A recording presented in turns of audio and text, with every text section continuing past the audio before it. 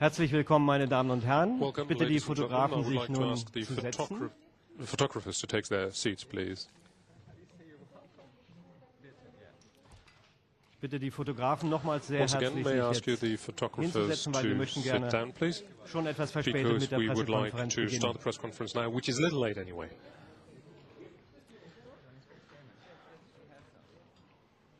Ich begrüße Sie sehr herzlich, meine Damen und I Herren, would like to zur welcome you, Pressekonferenz ladies and gentlemen, des Films to the The press Life conference Aquatic of The Life Steve Aquatic Zissou, with Steve den Sie Zissou, gerade gesehen haben. the film that you've just seen. Und ich stelle Ihnen jetzt die And allow me to introduce Teilnehmer an der you, Pressekonferenz the hier oben am Podium participants vor. of the press conference here on the Von podium. links außen, From on your far left, Oscar-Preisträgerin you see Academy ihre Award Rolle winner in for her Princess role Anna. in Princess Anna, unter der Regie ihres Vaters, John and, Huston. directed by her Bitte father, begrüßen Sie John ganz Huston. herzlich Please, a Angelica warm Huston. welcome to Angelica Huston.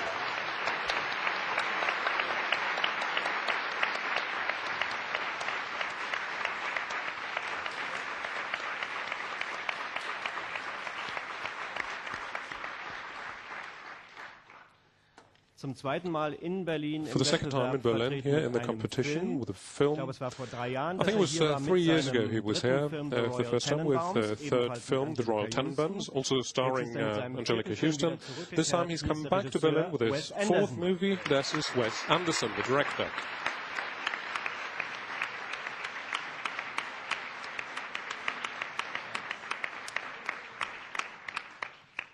Keine Woche ist es her, meine Damen und It's not Herren, even a week ago, die ladies and Dame, die gentlemen, zu meiner that Rechten the sitzt, lady sitting to mit my right dem Preis als beste has Darstellerin received für the ihre prize wunderbare for Leistung Best in Performance, Best Actress in Martin Scorsese's film The Aviator, and which Cate she Blanchett. received in London, which is Cate Blanchett.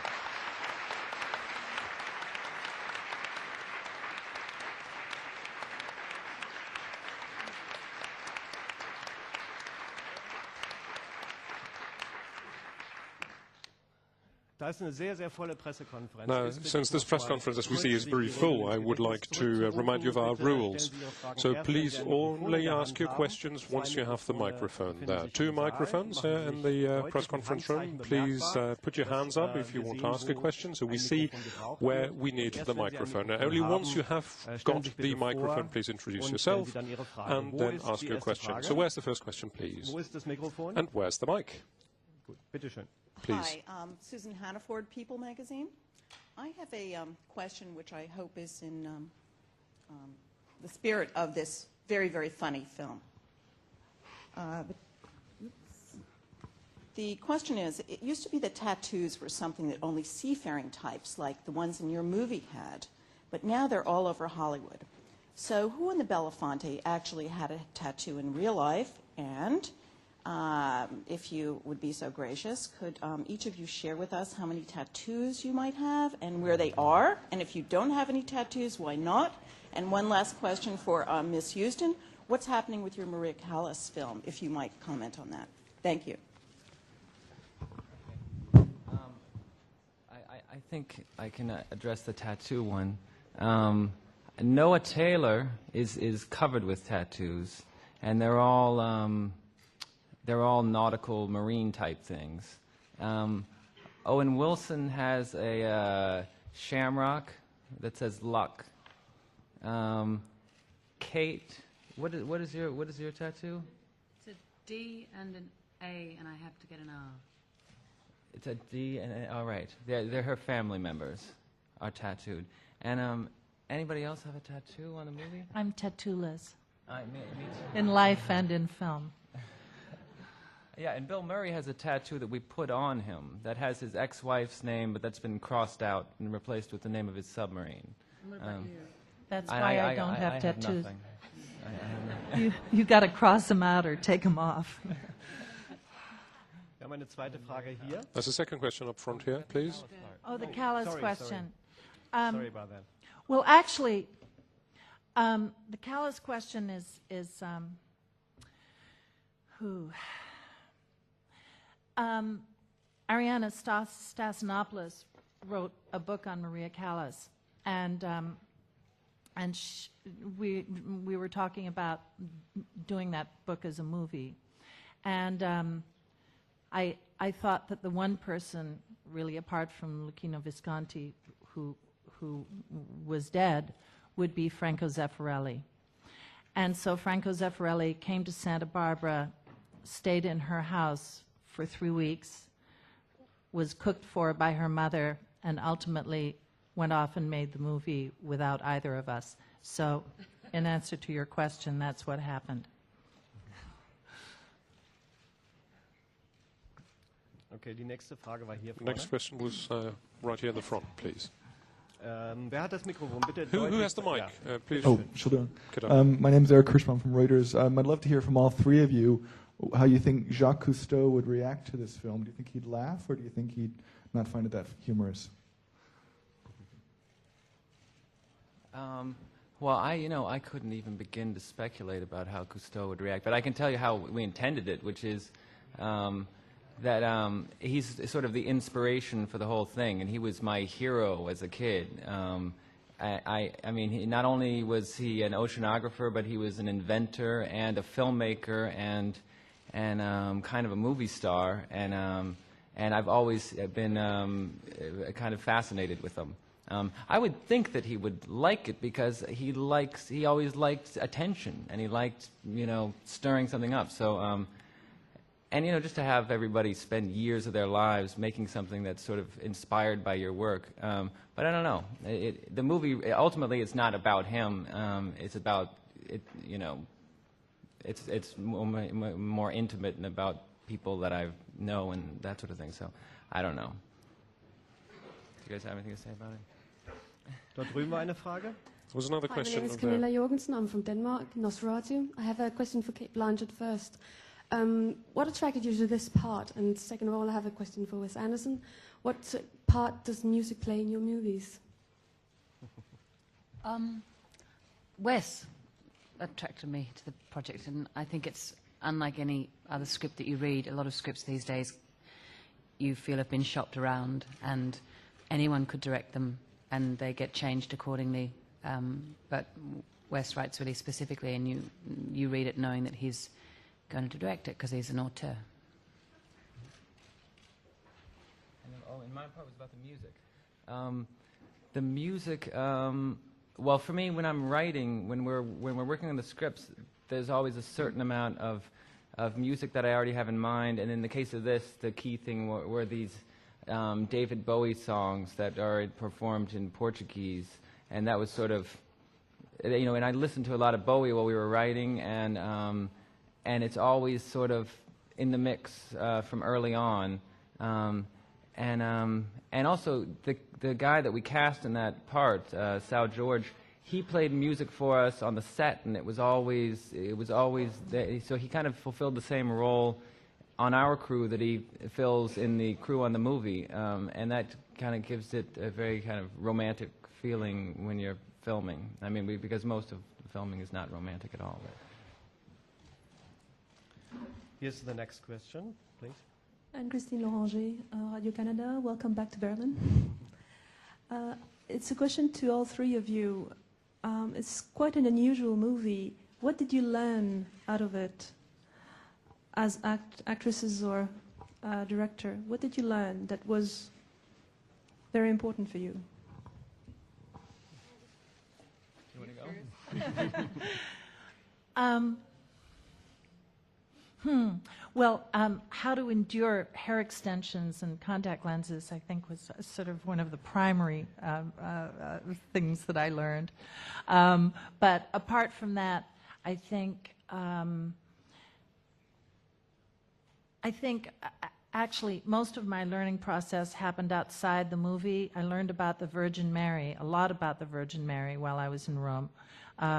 Because in my off days, I went in search of Mary. And so there's a great church called the Church of l'Amore Divino in outside Rome. And they have versions of the Virgin Mary from everywhere, from Russia to Ireland to, Japan. And so I would say the better part of my learning was around the Virgin Mary. And apart from that, I didn't learn whether or not I had sea legs, really, because I didn't get to go on the boat enough. but I would have liked to have. I know, but I really wanted to go on the boat. Anyway, on to you. I learned I was pregnant. I was very pleased about that. And I think I probably learnt how beautiful low tech is, and how simply really beautiful things can be done. My first day on set was in the middle of the night, and Bill and Owen and Willem were in their pajamas when the beach was covered in glowing jellyfish. And I think they were just like light bulbs with, it was really like a school play. Yeah, yeah. Yeah, that's funny. Let's see. I learned how to dive a little bit. Almost everybody on the movie did. In fact, all the actors who did the diving all trained throughout the whole project how to do that. And I learned a lot about being at sea, which can be hard, but it was very beautiful. And I also learned a lot about, I've learned about working abroad, because my other films have been always shot in some place where I lived, and this was completely different from that, and it was kind of life-changing in some ways. So I don't even know if I could list all the stuff because there were so many. Wo ist das Mikrofon hier? Where's the mic, please? Ms. Schultz, German TV ZDF. I have a question for Angelica Houston. Could you describe a little bit this very particular universe we see in this movie and name the topics? Would you rather say it's a persiflage about Jacques Cousteau, about filmmaking, about the film biz, opening nights like here in Berlin? How would you list it? Well, I've seen the movie maybe about 6 times now, and every time I come away from the movie, I think of different things. I think it's a movie that comes directly from the strange imagination of Wes Anderson, but also I think on the second time around, I realized I started to think about the movie within the movie. Maybe the third time I saw it, and by the way, it's a film that I don't think I got the first time round, really, apart from the fact that you're in it and you're kind of busy looking at yourself and wondering how all that is. And then I thought it was a movie about emotional life and all of these people and their connections, or how they couldn't connect, and how the analogy for that was an underwater life, and how if you try to touch something underwater, your fingers go through it.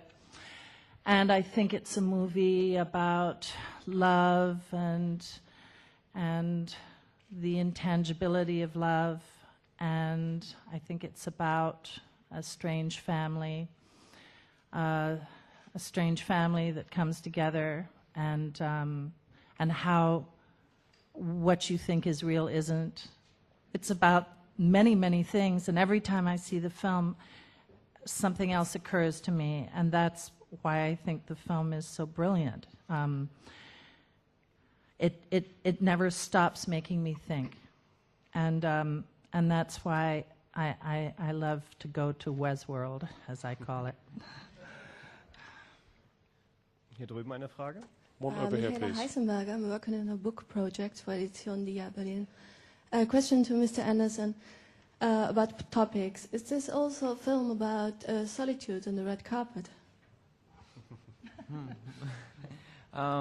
Well, yeah. I mean, it sort of starts with that. The whole opening of the movie is about how isolating that sort of experience can be, and especially for somebody who's going through a rough time in his life. I think that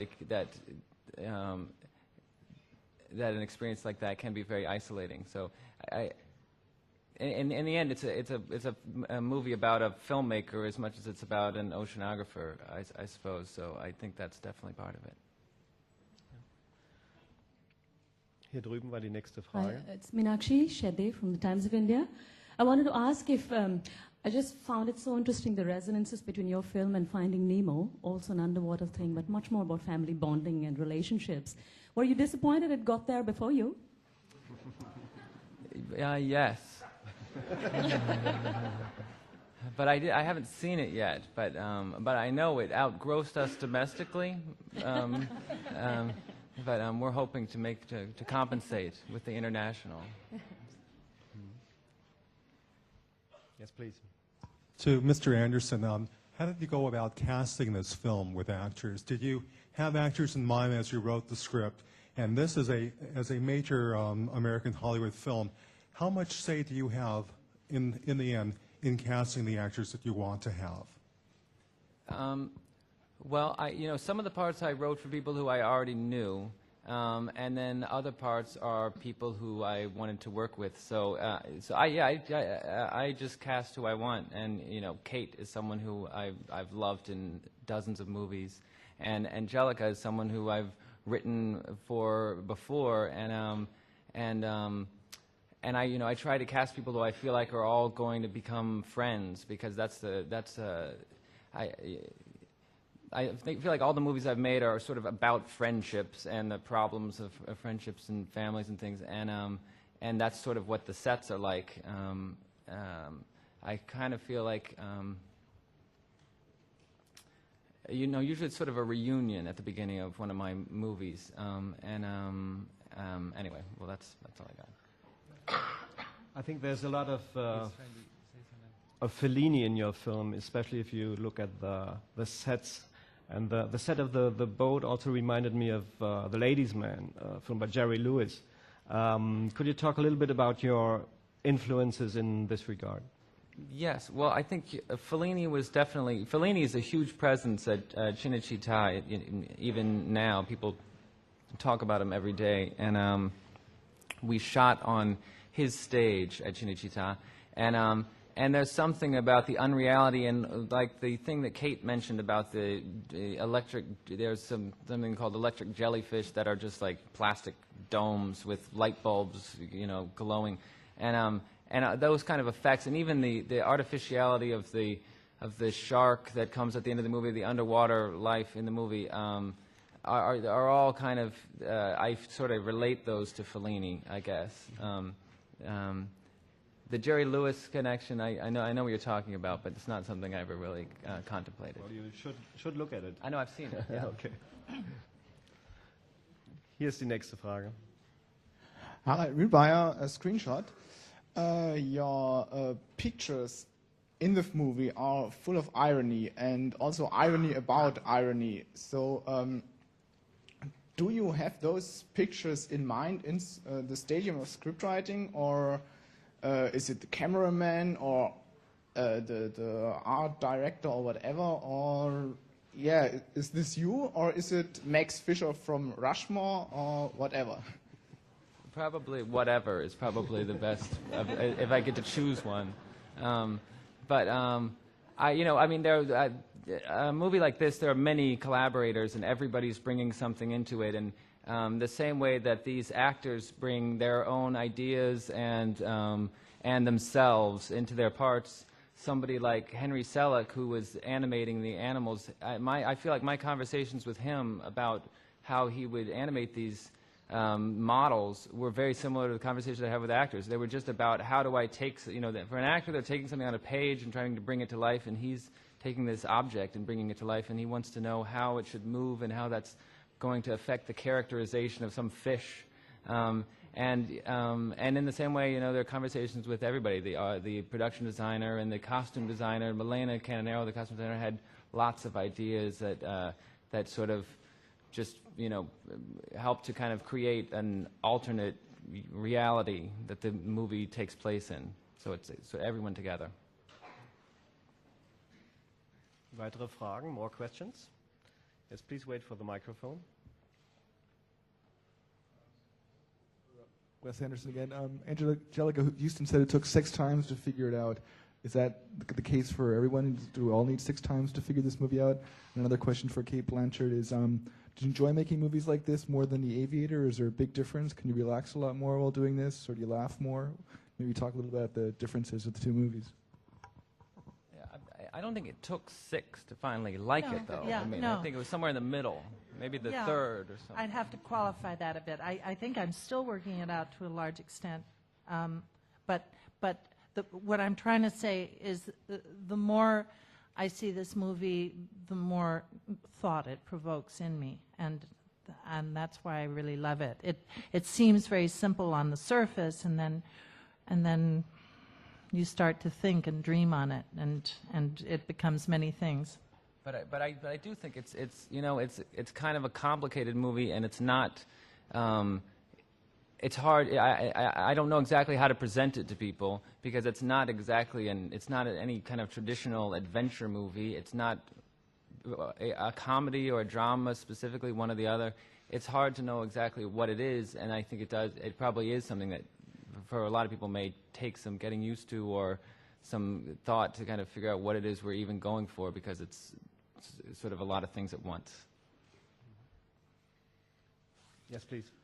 Daniel Krünke, Infomedia SA. Congratulations to the cast and the director on another great Wes Anderson film. It seems the level of unreality seems to heighten with every film. Still, the topics seem to be constant. This is also a film you said about a filmmaker, a documentary filmmaker.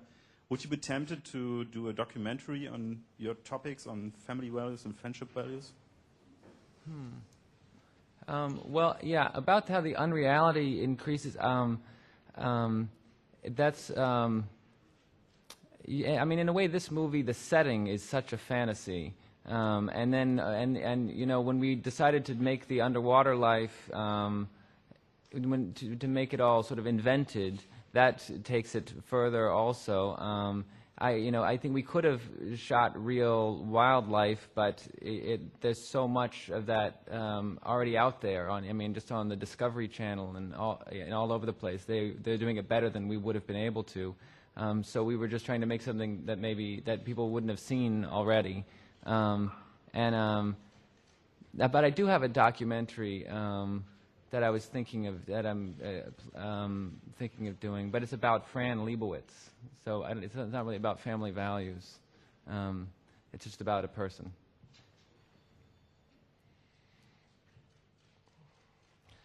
I was shocked by, well, not shocked, but surprised by Ned's death at the end. Why did you let Ned die at the end? Well, that was something that we'd always intended to do, was have him die. I think partly the inspiration for that, Cousteau's son died working for Cousteau, and that was something we thought of, and it just was something we always kind of had in mind. More questions from your side?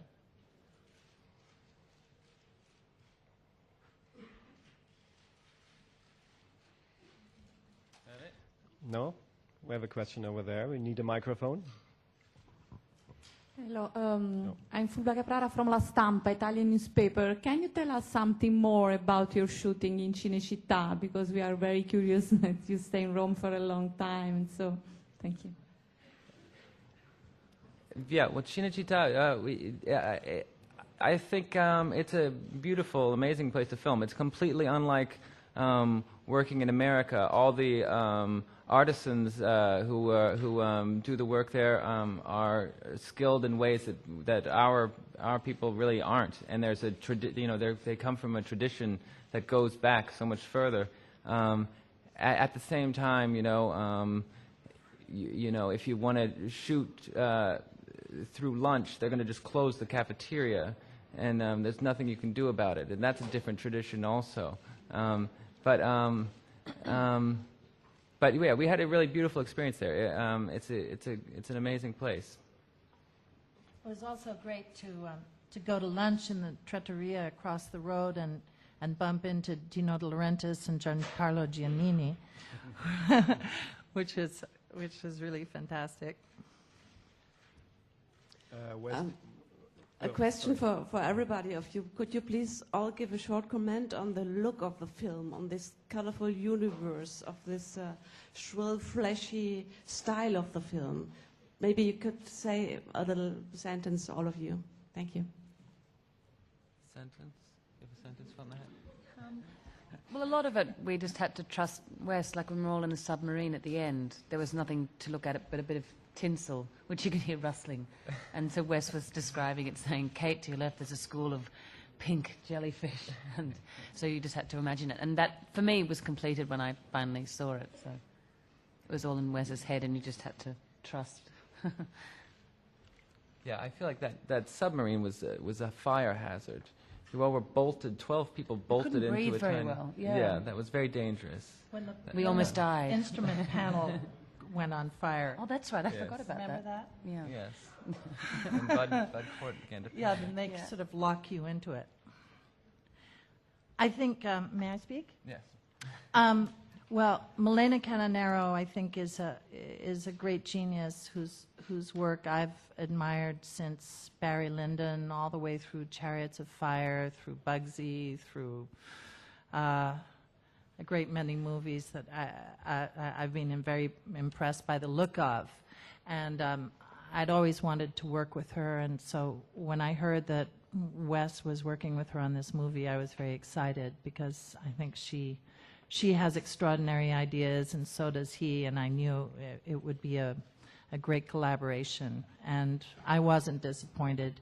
Her idea was that Eleanor, my character, was something of a self-made mermaid, and I'd been thinking along those lines, and but she added to that idea with blue hair extensions and pale green eyes that you can barely see in the movie, but the thought was there. I think Wes has a fantastic eye for color and very specific ideas, and the idea that all the crew were wearing these turquoise jumpsuits and these red beanies, and that Waris Hussein, the Indian, wears a red turban. Little things like this, I think, are unexpected, unusual. There's nothing predictable about it. There's nothing cutesy about it, and yet it makes for an entire kind of separate universe. And I think it's great. I'm constantly impressed by the originality of Wes's brain, and also by the imagination of Milena. So the combination, I thought, was very ravishing. Yeah, and I'll just say one thing. Our production designer, Mark Friedberg, we bought a ship in South Africa and sailed it up to the Mediterranean, and we renovated this sort of island compound on this military base, and built this ship in cross-section. He took on these huge projects, and color is sort of a part of all of them. We basically, anything we got a hold of, we painted it aquamarine. And so anyway, these with those kind of collaborators, you can execute anything. So I don't know. I guess that one kind of blue was always sort of in my mind during every step of the process, and it's definitely, there's a lot of it on screen. Willem Dafoe as Klaus Daimler is very funny in the film, but did you ever consider casting a German actor in that role? Yeah, I had somebody who was going to do it, and because it was written to be somebody younger, and but that person dropped out at the last minute. And I had met Willem recently, and I always loved him, so I just thought of him at the last minute, and he agreed to do it, and he. And I thought he was great. I liked that he ends up, he looks up to Bill Murray like his father, but he's maybe Willem's like a year older even. I don't know. So that ended up being kind of nice. Okay, one question over here. It's me again, Radio Canada. This character, Steve Zissou, has fame and money sucked the creativity and ingenuity and genius out of him, basically. His sense of adventure is not authentic anymore. How, for the three of you who are on top somewhere, from our standpoint anyway, how difficult is it to keep true to the art when you have to face this kind of circus on a regular basis? Well, I feel like they face a circus that I don't really, they know. For me, this is like, we're here with our film, and this is exciting for me, so I don't feel like it's any threat to anything. It's just like a chance to get to show the movie to people. I think for actors, they deal with something else. It's like something that gets into their personal lives, and also for that character in the film, he's also like a movie star, somebody whose face is famous. So I don't know. They probably have more to say about this than I would. Do you? I don't really have a lot of opinions about it. I think it's part of what we do, and you either like us or you don't. You like our work or you don't. We want you to like us, and if you don't, then we have to live with that. But I don't think of it as a circus either. I think we all do our job, and we try to do it as well as we can, don't we? I don't find this part a circus, talking about work and discussing the elements that go into a film. I find it, interesting conversation to have. But when you end up talking about clothes more than you talk about work, it does, as a woman, get a little bit frustrating. But I don't find, I suppose it depends to the extent you want to wholesale your life to get somewhere. And in the end, as a species, we're constantly under surveillance in various ways. The presence of the media is not just for actors and directors and people who work in the film industry, I don't think. But. So, die letzte Frage jetzt bitte. Last question, please. Yeah. Hi, I'm Ferenc Vorga, Origo, Hungary. I have a question for Wes Anderson. So many of your main characters are disappointed in life. They could be considered failures. And you seem to make fun of success, like with the Jeff Goldblum character. So are you more drawn to failure than success? Yeah, I am. I think for me, a failure has always been much more interesting. And it's not like it's not like I ever had any intention to write about failure or focus on failure, but I feel like I have utterly. And every movie I make is just about someone who can't fit in or can't make things work and is dealing with failure. The Royal Tenenbaums, the whole movie is about everyone's disappointment in their lives. But I do feel like it's more, or to me, it's a more complex subject than success and more moving. I think you're right. So maybe you could tell us what your next movie will be about. Also about a failure, or? You probably. More information? It won't address the failure issue, but I have an animated film that's an adaptation of a Roald Dahl story that I'm working on the script for, that Henry Selick will do the animation for, and I have a film that I'm thinking about to make in India, and then I have this little documentary as well. Very good. Thank you very much. Vielen Dank, meine Damen und Herren, für Ihre Fragen. Thank you very much, ladies Vielen and Dank gentlemen, an and thanks to Andrew Goodness and Wes Anderson and Cate Blanchett.